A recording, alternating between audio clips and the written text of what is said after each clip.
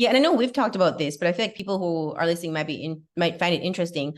Why is it that plants and minerals are better able to work with the nervous system than, for instance, pharmaceuticals, which people assume is usually more powerful?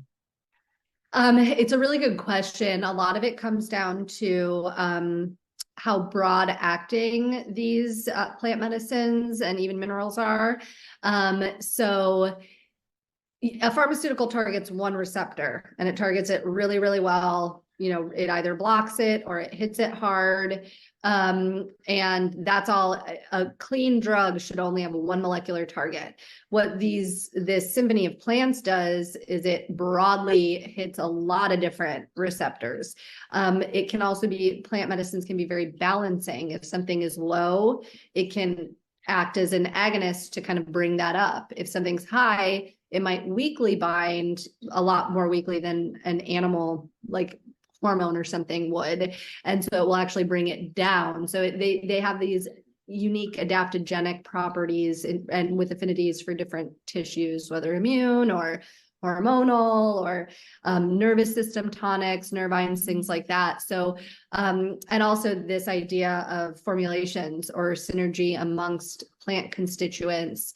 You need less of one plant if you have a formulation because they all are doing slightly different things. And it's a lot more well-rounded and a lot more biocompatible. We really evolved alongside these plants to help us reduce symptoms or to get to treat various things. Pharmaceuticals in the grand scheme of things are very new. And they can be a lot harder on the system over time, and also more of a habituation potential because of that one receptor, building a tolerance over time, needing more and more, versus you just don't see that with plant medicines in the same way, because of how complex their actions are, which pharmacists or certain people who work in pharmacology would say they don't like that. It's like a dirty drug. There's too many things going on. We can't quiet the noise. We don't exactly know the exact mechanism. We don't like that. We want to know the one thing that it's doing.